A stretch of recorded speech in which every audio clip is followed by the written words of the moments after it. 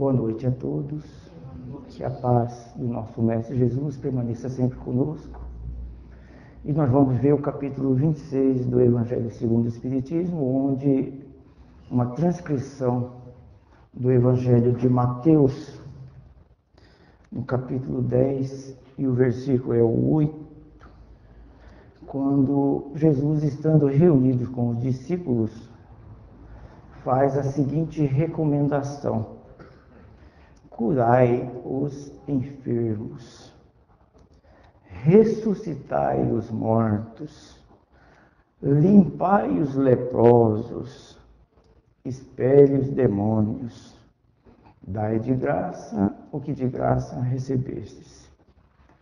Esta passagem do Evangelho já nota de princípio de que Jesus não está falando da doação de coisas de ordem material, e sim algo que transcende as coisas do nosso mundo físico, das coisas espirituais.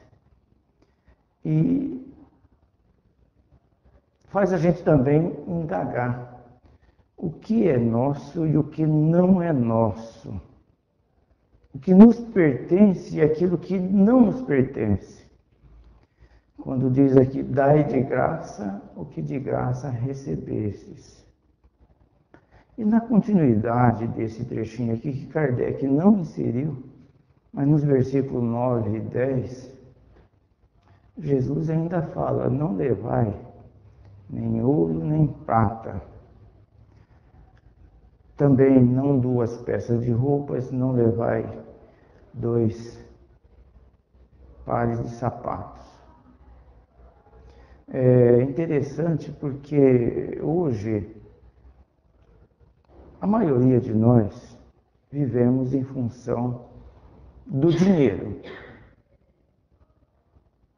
Se transcrevesse hoje para os dias atuais essa situação, fazendo uma adaptação, Jesus talvez diria: não leve talão de cheque, não leve também cartão de crédito. Não é mesmo? Que a gente vive em função disso. Inclusive, que dia que é hoje? Dia 2. A maioria que tem cartão de crédito virou o cartão agora, né? É uma beleza quando vira o cartão, né? Parece que a gente tem lá 1 milhão. Né? Então, Jesus está querendo dizer, ou está dizendo para os discípulos, que para a missão deles não iria necessitar de bens materiais. E o que eles iriam receber que não fosse cobrado. E aí nós indagamos também, o que será que esses apóstolos, esses discípulos de Jesus mais próximos, Jesus está falando aqui para os mais próximos. Trata-se de uma reunião de diretoria, né? O diretor espiritual do planeta com aqueles apóstolos mais fiéis, vamos dizer assim. Aqueles que dariam sequência às atividades do cristianismo, que levariam as palavras de Jesus, que estariam empenhados até em algumas atividades referente a isto aqui, ou seja, a cura de enfermos, a ressurreição de mortos aqui. Aí a gente tem que dar uma explicação na palavra ressurreição, quer dizer, restaurar, renovar, restabelecer, tornar a viver. Não aquele que está morto fisicamente, que nós sabemos. Quem morreu fisicamente, não tem como.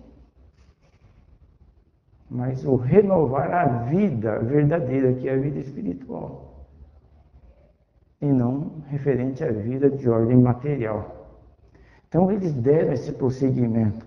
Limpar os leprosos, expele os demônios, Ofereça de graça o que de graça vocês irão receber. E no dia de Pentecostes, que os cristãos comemoram 50 dias após o dia de Páscoa, e que neste ano caiu no dia 20 de maio, os discípulos, os apóstolos, começaram a agir de forma diferente. Está lá em Atos dos Apóstolos que eles começaram a falar em outras línguas, que eles começaram a realizar curas. Quanto a falar em outras línguas, até mesmo aqueles que queriam criticar diziam que eles estavam embriagados. Mas nesse dia de Pentecostes, eles estavam recebendo o dom, a faculdade atribuídas a eles de curar, de ajudar, de restabelecer organicamente as pessoas. Então é o dom de curar, é a faculdade de curar. E nós perguntamos, será por que Deus permite que as pessoas sejam curadas? Porque tem dois motivos, Kardec coloca aqui.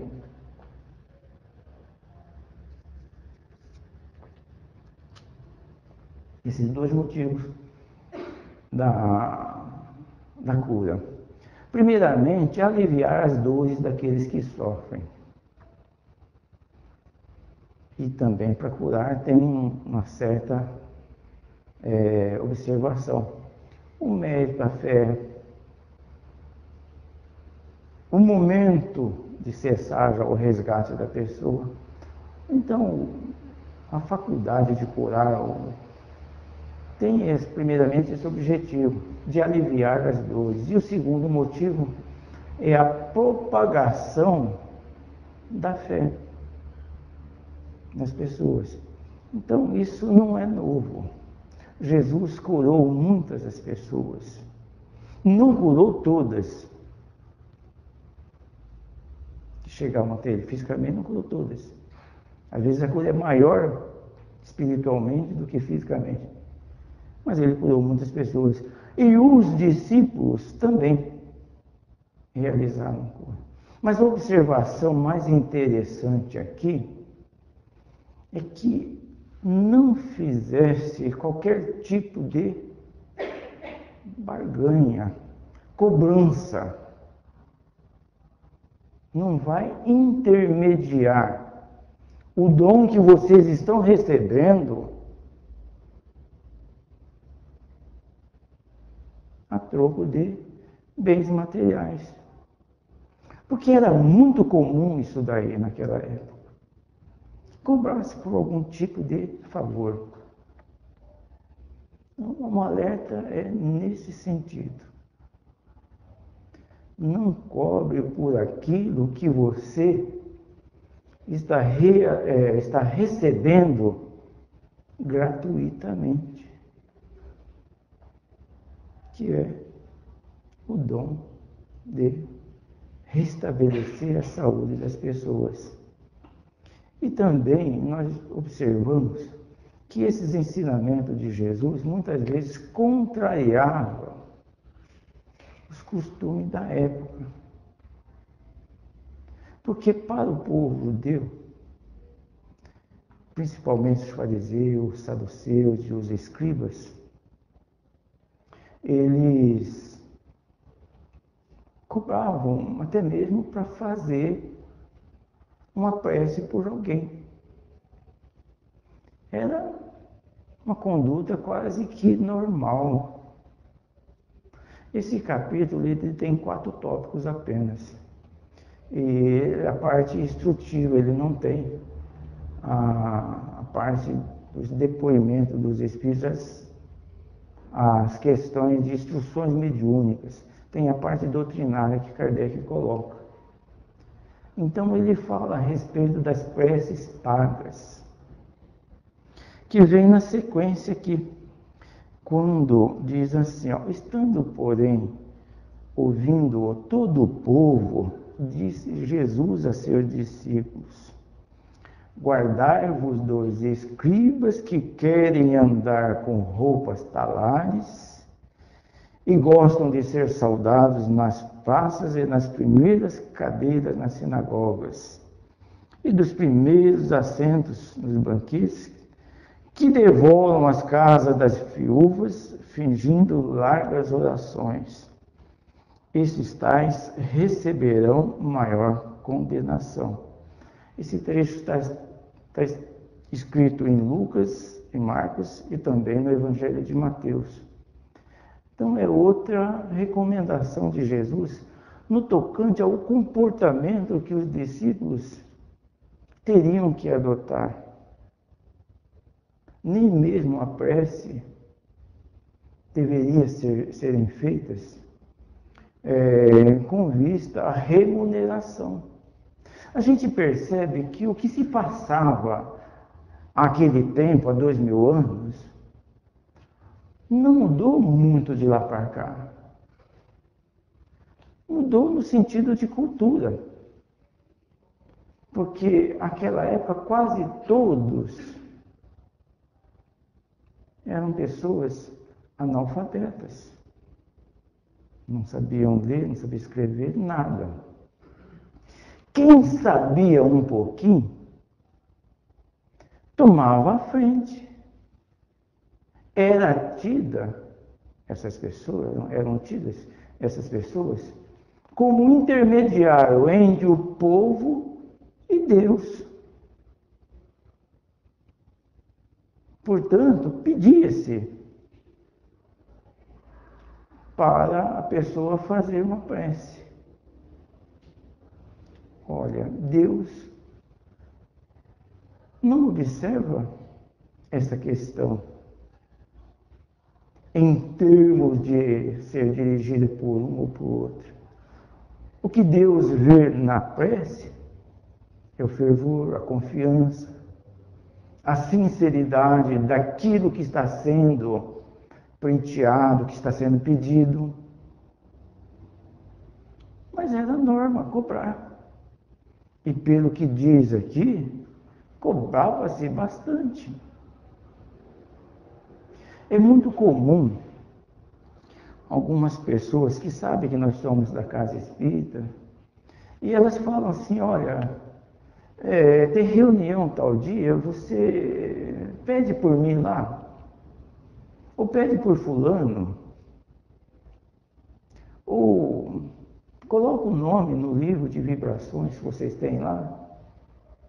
E a gente tem que fazer isso com a maior alegria, maior prazer. Às vezes a pessoa está impossibilitada de vir à casa espírita, fisicamente ou espiritualmente. Está impossibilitada, passa por um problema que não deixa ela agir. Logicamente que seria bom que ela viesse até aqui, porque os espíritos estão atuando, estão trabalhando intensamente em nossas reuniões, nas casas espíritas, nesse sentido. Portanto, quando as pessoas fazem esses pedidos, eu não vou falar, eu vou fazer, mas vou cobrar. Não, isso é errado. Não deve ser feito desta forma. Tem pessoa que faz? Tem. Ainda tem. Como eu disse, os tempos não mudaram. Os espíritos que estavam reencarnados naquela época, retornaram, muitos estão hoje reencarnados também. 2000 anos se passaram. E não é muito tempo para a pessoa mudar assim de ideia. E principalmente mudar esse comportamento onde a nossa meta, o nosso foco ainda é o Deus da matéria. Aquele prazer momentâneo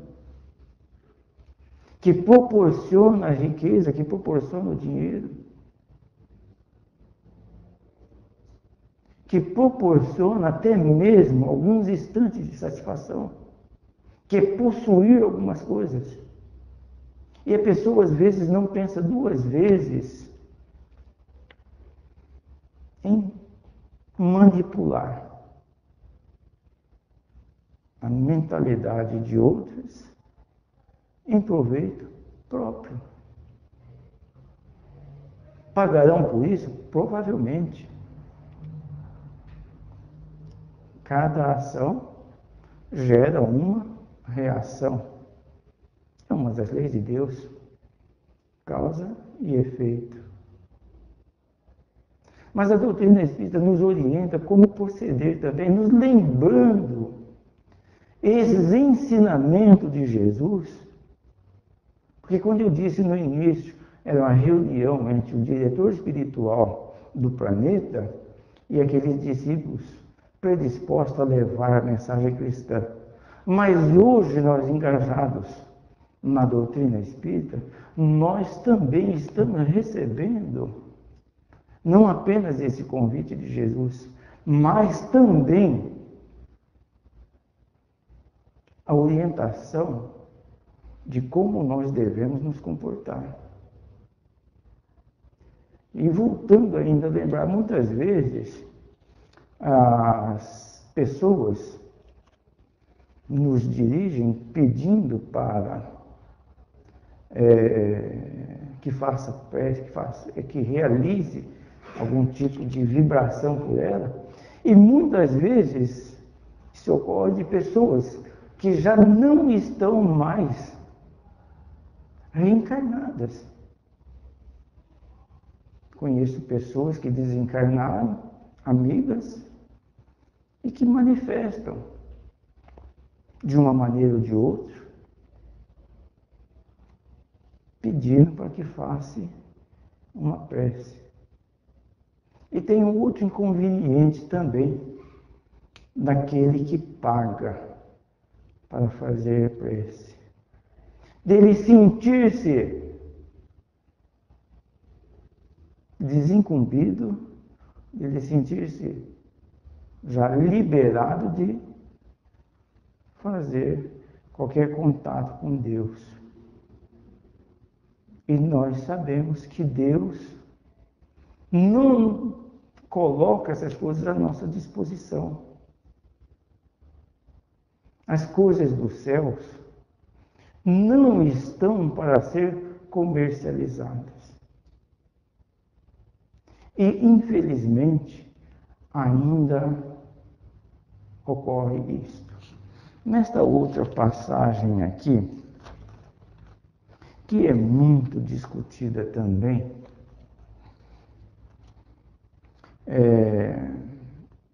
vendilhões expulsos do templo, diz lá, chegaram, pois, a Jerusalém.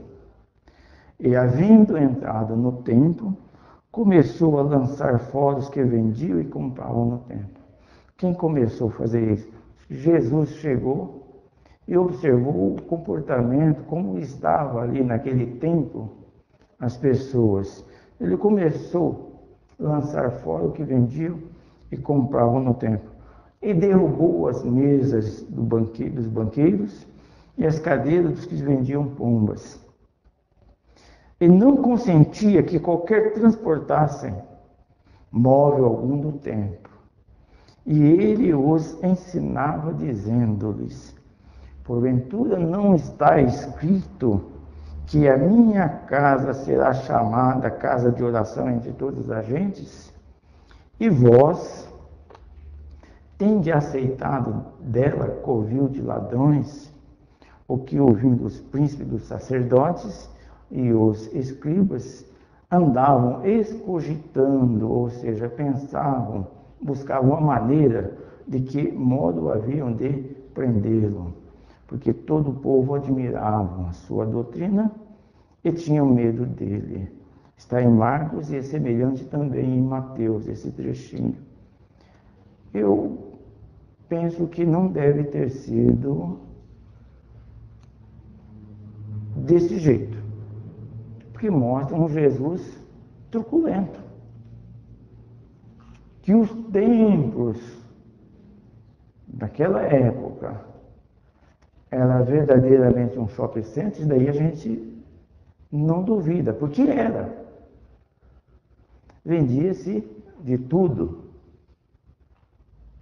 Ali era um local de sacrifícios e oferendas.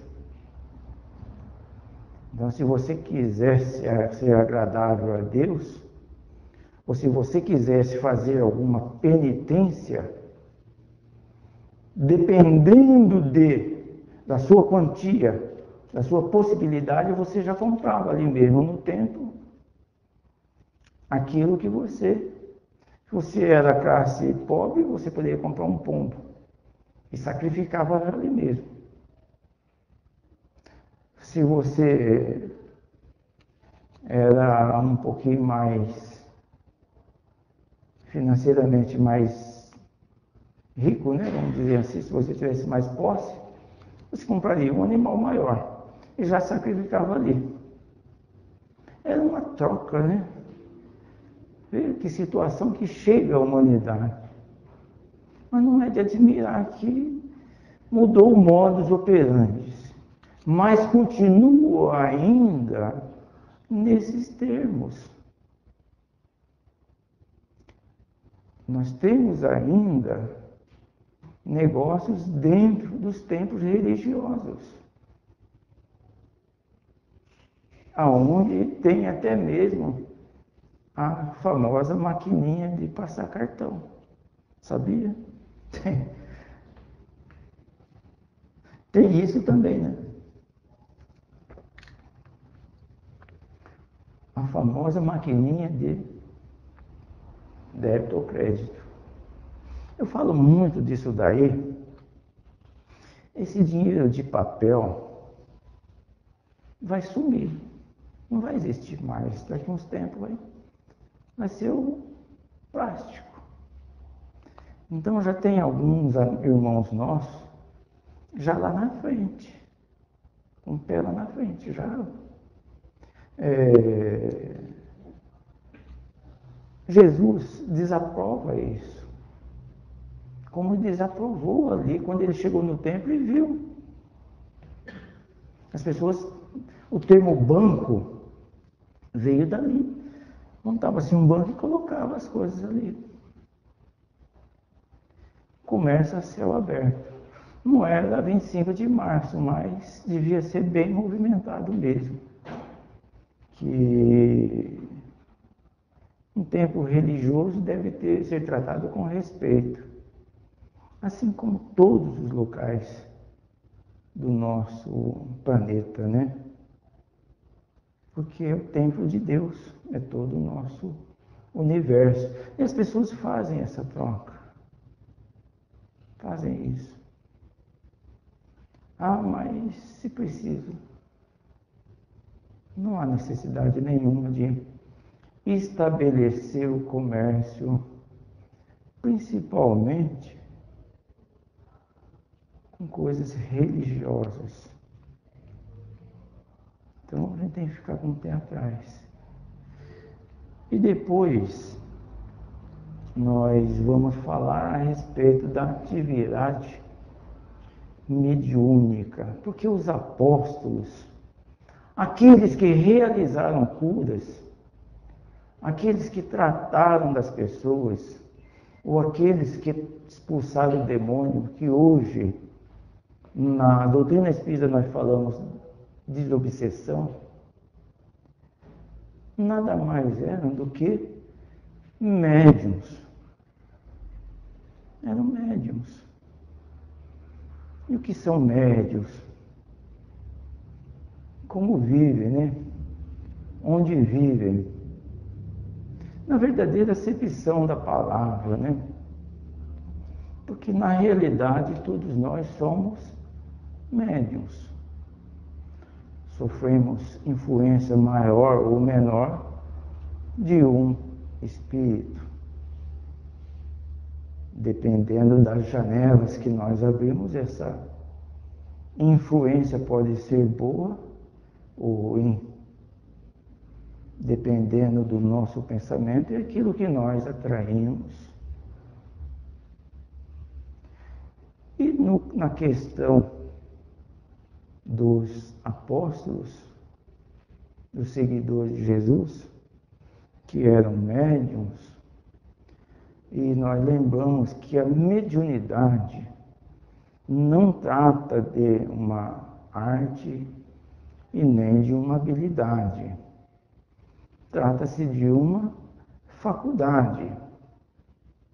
E uma faculdade instável.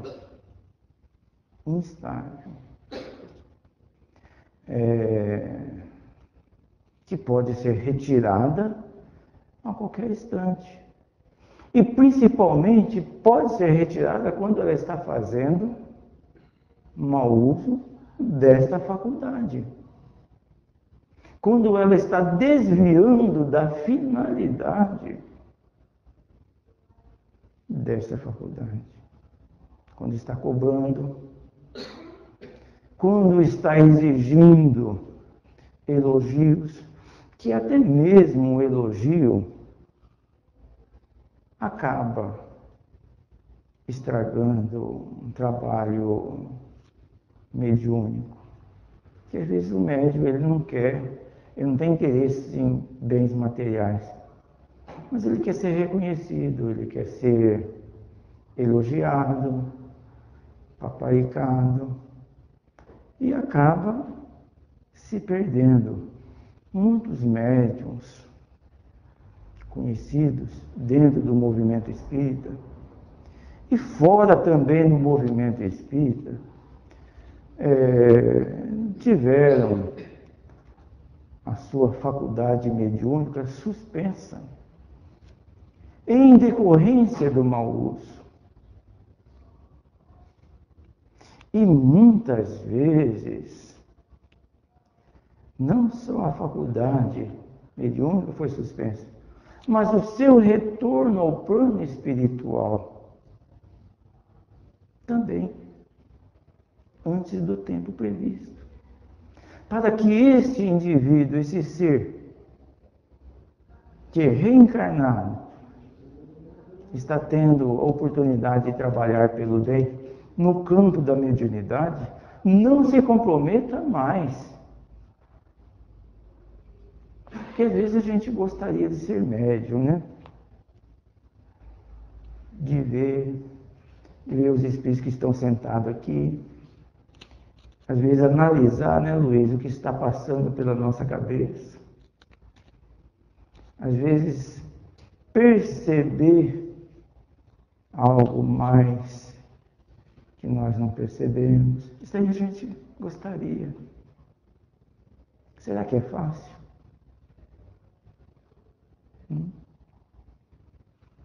Tem uma história do Chico, está no Panorama Espírita de alguns meses atrás, e ele estava recebendo algumas pessoas, amigas, conversando com elas. Das 5 às 11 da noite, das 17 às 23 horas ele estava conversando com as pessoas. Emmanuel, seu mentor espiritual, se apresenta a ele. E aí? Nós temos uma tarefa a ser realizada aqui. Ah, mas eu estou com visita. Mas todo esse tempo já não conversou o que precisava? Então, esses grandes médiuns não têm vida própria, vida pessoal assim.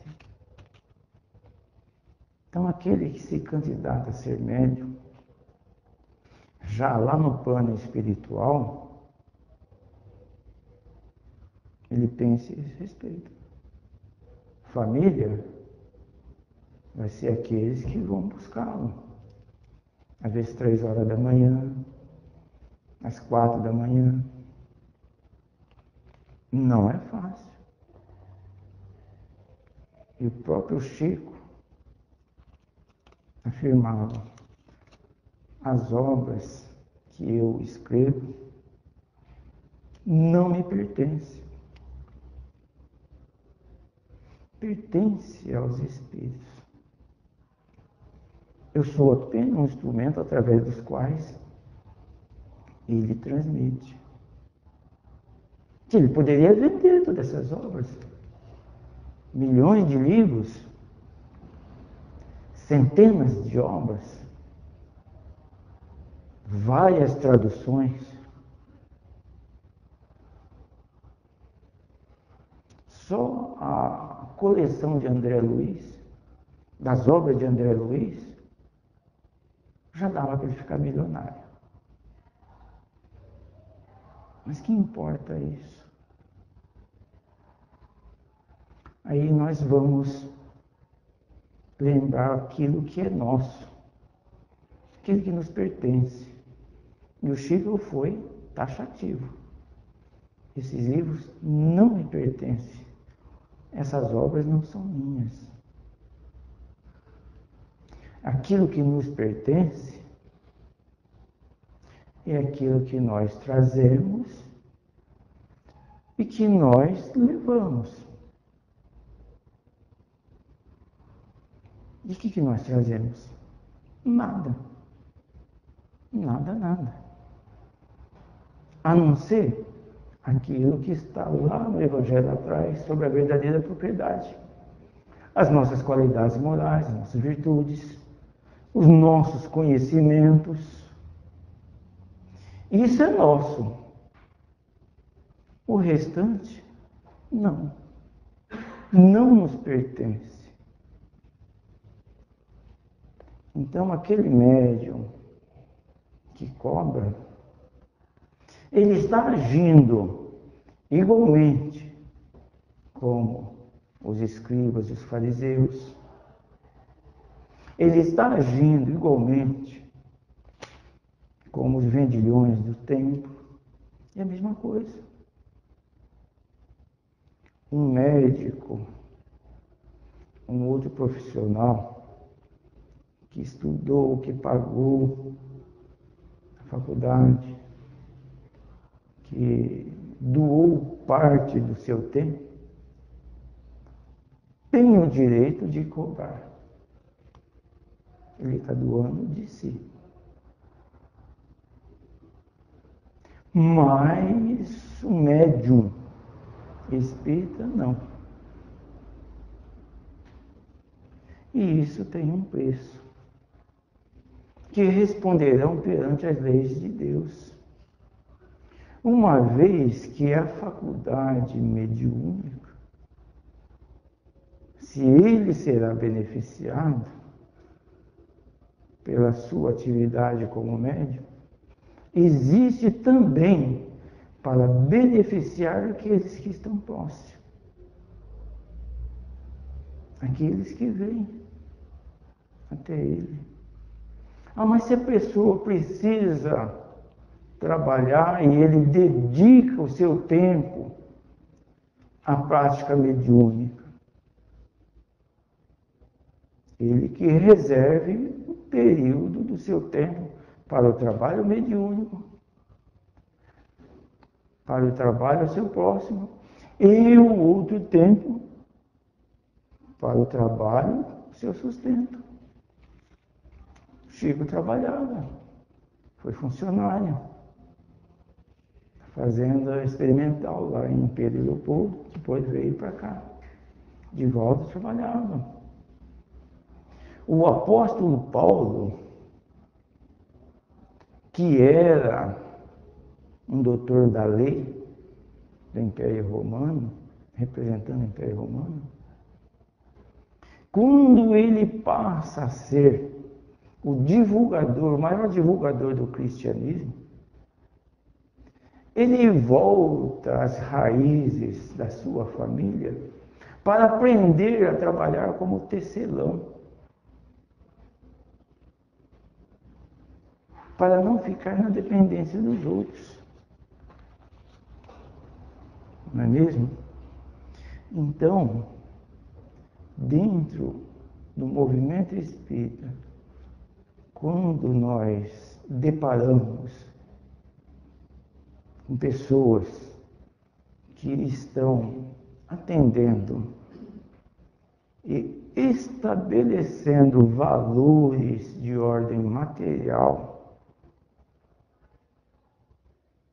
e que nós sabemos que não deve, ele está comprometendo a si próprio e comprometendo até mesmo o nome da doutrina. O Espiritismo diz assim, ó, a primeira condição para se conseguir a boa vontade dos bons espíritos é a que decorre da humildade, do devotamento e da abnegação, o mais absoluto desinteresse moral e material. Então, o verdadeiro médium, aquele que está trabalhando,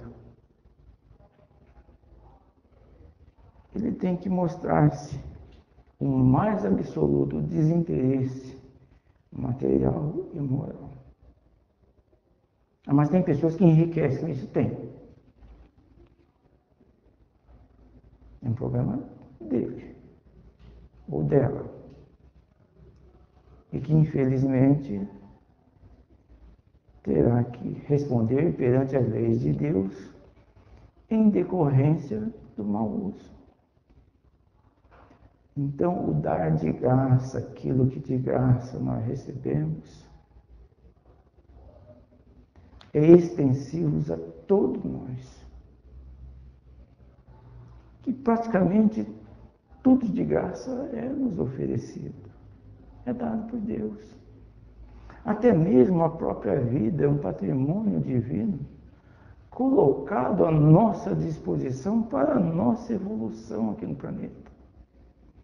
E isso a gente tem que agradecer todos os dias. A vida aqui no planeta é uma bênção que não é nos cobrado nada. E a gente só valoriza, viu, Luiz? E o senhor Luiz ali também. Quando a gente olha lá na fila do banco, eles dão a senha de idoso para a gente. Puxa vida, o tempo passou. Essa vida que outras teremos, outras vidas teremos no planeta. Outras oportunidades receberemos. Mas será que igual a essa que nós temos hoje, nós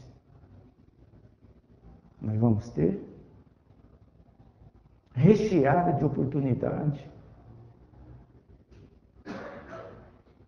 de conhecer uma doutrina que nos liberta de nossos erros passados, que nos liberta de pensamentos equivocados nossos, de reencarnar num país